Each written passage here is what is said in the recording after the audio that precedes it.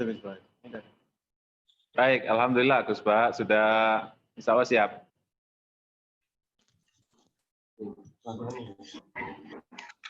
Assalamualaikum warahmatullahi wabarakatuh. Waalaikumsalam warahmatullahi wabarakatuh. Bismillahirrahmanirrahim. Rabbi shrah li sadri wa yassir li amri wa hlul 'uqdatam min lisani. Wa shalli wa sallim ala habibika Mustafa Muhammad wa ala alihi wa sahbihi wa barik wasallim. Assalamu alaikum.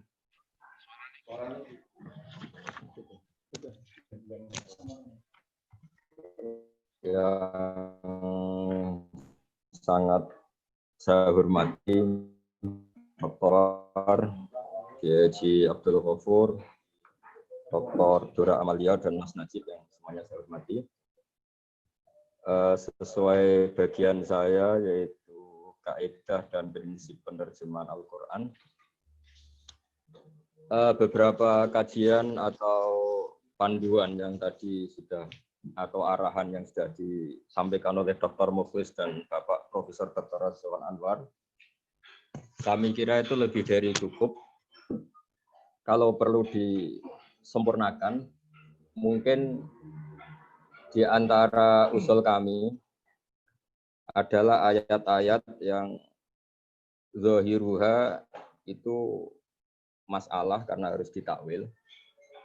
Dan saya lihat di penerjemahan yang sekarang sudah benar, kayak ayat wa huwa Allahu fis samawati wa fil ardi. Karena untuk yang ayat-ayat takwil yang kayak ayat wa fawqa aydihim tadi sudah dijelaskan oleh Profesor Rizwan Anwar. Tapi Kemenak selalu konsisten dalam mentakwil wal yusna'a ala aini wasbir li hukmi rabbika fa innaka bi a'yunina. Kemudian termasuk yang perlu saya sampaikan adalah wilayah-wilayah sensitif, misalnya untuk Nabi dikatakan masih diterjemah yaghfirullahu min dzambika, yaghfirullahu ma taqaddama min dzambika. Masih diterjemah dosa dengan tanpa tanda kutip. Jadi untuk spesifikasi madzhab Ahlussunnah wal Jamaah yang kebetulan misalnya pas bab mimbabi hasanatil abrar sayyatul muqarrabin, wilayah-wilayah kayak yaghfirullahu ma taqaddama min dzambika itu sensitif sekali. Meskipun masih ada perdebatan istilah itu, tapi kalau masih mungkin, karena kebetulan kalau kajian itu pas spesifik, biasanya sorotannya lebih tajam atau lebih detail. Sehingga kalau boleh usul, kata-kata mindam juga untuk para nabi dan orang-orang pilihannya Allah, mohon dipertimbangkan lagi apa dengan cara dikasih tanda kutip, apa memang dialihkan bahasanya. Begitu juga masalah akidah Ahlussunnah yang meyakini khusus Rasulullah Muhammad SAW bisa melihat Allah di dunia. Dan selalu dalil-dalil yang dipaparkan di kitab-kitab adalah maka dzabal fuadu maro'a. Meskipun masyhur sekali di hadis-hadis sahih bahwa yang dimaksud di ayat itu adalah Jibril, terutama Sayyidah Aisyah, sampai ngendikan siapa yang meyakini bahwa anna Muhammad dan ro'a rabbahu faqad a'zama ala wahid firyah, di riwayat Sahih Muslim. Tapi konsensus di mazhab ahli sunnah itu sampai hampir konsensus itu diyakini lil mu'minina istija isuliqat hadza walil muhtari dunyan sabatan, bahwa ru'yatullah bagi Rasulullah Muhammad itu adalah fid dunya sabatan. Jadi saya hanya, karena saya sudah baca kemarin naskah itu saya diberi Gus Zofur dan terus dapat kiriman juga. Saya juga punya versi Kemenak yang zaman 71, warisan dari bapak saya, dan itu selalu saya baca sampai sekarang. Jadi kita-kita yang menekuni ulumul Quran, saya mohon pihak pentas saya atau pihak Lajnah membayangkan semua kiai di Indonesia itu bacanya tafsir Jalalain. Saya tentu juga baca Jalalain. Misalnya tentang kisah Nabi Sulaiman. Di sini jelas di penerjemahan Kemenak mengikuti kaul atau madhab atau pendapat yang mengatakan Sulaiman tidak pernah menyembelih kuda-kuda piaraannya. Jadi fotofiqo masam bisuki wala anak lebih ke ngecek kesehatannya. Sementara perasaannya kiai Jawa karena lewat tafsir Jalalain, Nabi Sulaiman merasa dosa karena sibuk ngurusi kuda sampai lupa sholat asar. Meskipun bisa diperdebatkan karena sholat asar misalnya min khosaisi hadil ummah, bagaimana mungkin Nabi Sulaiman qadha asar dan sebagainya dan sebagainya. Kemudian di beberapa tafsir pilihan kiai-kiai juga walaqad fatanna Sulaiman wa alqaina ala kursihi jasadan tsumma anab, rata-rata ya seperti cerita-cerita di kalangan kiai, mungkin kalau para akademisi sekarang bilang itu Israiliyat. Tapi mereka juga kesulitan memahami jasad dan itu misalnya ibaratun aniddufi misalnya atau aniddufi. Bahwa Sulaiman saya uji dan kemudian dia sebagai tubuh yang tidak berdaya. Pemindahan makna jasad dan menjadi tidak berdaya itu juga nggak meyakinkan karena kita juga susah cari padanan-padanan itu baik secara majas maupun secara apalah. Jadi ini yang saya sampaikan. Kemudian ketika penggunaan terjemah, banyak di kampus-kampus setelah sholat fardu atau sholat maktubah, mereka mengkaji terjemah dan dijadikan sebagai sumber hukum. Mereka bukan sebagiannya bukan yang pernah mondok, yang pernah ngaji. Sehingga menurut saya mendesak sekali kalau ayat yang begitu jelas, maknanya jelas, pemahamannya jelas, tapi faktanya ayat itu mansukh. Itu mohon diberi penjelasan karena takutnya mereka benar-benar nggak ngerti bahwa itu mansukh sehingga dianggap ayat muhkamah.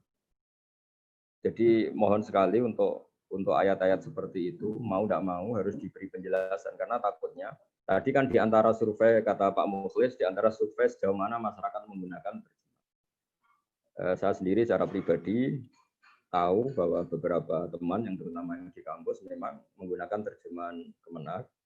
Ada diskusi misalnya 10 atau 20 anak untuk mengkaji terjemahan itu. Dan karena mereka nggak punya latar belakang mondok dan kadang ya memang gila syekhin ya, atau gila mursidin atau gila apalah, itu bahayanya nanti kalau ada ayat-ayat mansukhoh kemudian mereka megangin itu padahal hakikatnya mansukh. Kemudian ada ayat-ayat yang takutnya juga menjustifikasi madzhab tertentu dan menyalahkan madzhab tertentu. Misalnya ini au fiskon uhilla li ghairillahi bi sama wala taqulu mimma lam yuzkarismullahi alaihi wa innahu lafis. Di terjemah ini yang saya lihat juga sudah terjemah penyempurnaan. Kalian jangan makan sesuatu yang tidak disebutkan di situ nama Allah dan yang seperti itu adalah kefasikan. Tentu terjemahan itu mendukung bagi mereka yang mengatakan membaca bismillah itu syarat sahnya penyembelihan. Sementara dalam madzhab populer Syafi'iyah dan masyarakat Indonesia, baca bismillah itu tidak sunnah. Sehingga ayat yang benar, maksud saya penerjemahan yang benar mengikuti yang ayat au fiskon uhilla li ghairillahi. Jadi maksud fisku di situ adalah penyembelihan yang menyebut nama selain Allah. Sehingga di kitab Mughni Labib dalam bab Wawu Haliyah, di antara contohnya adalah ketika Mughni Labib membela madzhab Syafi'i, wa innahu lafiskun artinya wala taqulu mimma lam yuzkarismullahi alaihi, kalian jangan makan sesuatu yang tidak disebut nama Allah, wa innahu lafiskun wa innahu sertane atau hale. Jadi artinya sudah tidak menyebut nama Allah, malah menyebut nama yang lain. Jadi wa innahu bukan rujuknya ke tidak menyebut nama Allah, enggak, tapi matbuh itu dalam keadaan disebut nama lain. Karena fiskun di situ bukan khurujun anit ta'ah, keluar dari taat, tapi fiskun di ayat itu khusus mubayyan dijelaskan di ayat au fiskun uhilla li ghairillah. Sehingga itu saya lihat di halaman 200 dan 195 halamannya. Mohon itu dipertimbangkan. Takut saya karena beberapa anak hanya baca terjemah, kemudian nyalah-nyalain atau menganggap benar-benar nggak sah penyembelihan yang nggak baca bismillah. Sementara mayoritas ulama mengatakan atas tasmiyah itu hanya sunat, tidak sampai menjadi syarat sahnya penyembelihan atau syarat halalnya penyembelihan. Kemudian lafaz-lafaz yang majas atau khilaful haqiqat itu juga kurang konsisten. Misalnya wal mauta yab'atsuhumullah itu diberi catatan kaki. Tapi untuk sumum bukmun umyun tidak. mau saya, takutnya orang itu melihat itu secara fisik bahwa orang kafir itu summun bukmun. Padahal kita tahu summun artinya la yatakallamuna bil haq misalnya, bukmun artinya apa? Ya, summun misalnya la yasmaunal haq, bukmun artinya la yatakallamuna bil haq, kemudian la yaronal haq dan seterusnya. Jadi mohon sekali kalau boleh saya usul, bayangkan beberapa pembaca itu benar-benar tidak pernah ngaji dan memang sarana mengkaji Al-Quran hanya lewat terjemah. Apalagi biasanya teman-teman yang sangat nasionalis hanya mempercayai yang versi Kemenak. Karena tadi, seperti yang dikatakan Pak Rosikhon, juga Pak Mukhlis, bahwa itu paling otoritatif. Dan saya setuju karena memang setahu saya itu yang terbaik lah, karena ditulis oleh tim, oleh banyak orang-orang yang ahli. Jadi yang saya pelajari lewat terjemahan Kemenak, memang saya punya lama dan mengkaji lama, terutama yang punya warisan dari Bapak itu yang versi 71 itu. Sampai sekarang juga masih saya pegang dan yang baru ini juga saya pelajari. Kemudian ada yang sedikit detail yang perlu saya apresiasi, bagus itu yang wal mutallaqatu yatarabbasna bi anfusina salah satu quru. Di situ masih diterjemah secara detail 3 kali masa suci atau masa haid. Itu bagus itu karena mencerminkan madzhab fikih memang diperdebatkan apakah 3 kali masa suci atau masa haid. Nah, maksud saya karena saya diberi tugas bagian kaidah dan prinsip pentul Quran.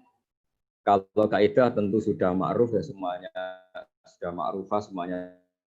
Beberapa yang sudah saya baca tadi, kayak menyebut kata dosa tadi itu solusinya gimana? Karena kalau pas kita mengkaji bahwa semua nabi harus maksum, nubuwah atau ba'da nubuwah, itu kata-kata itu sangat dihindari atau ditakwil.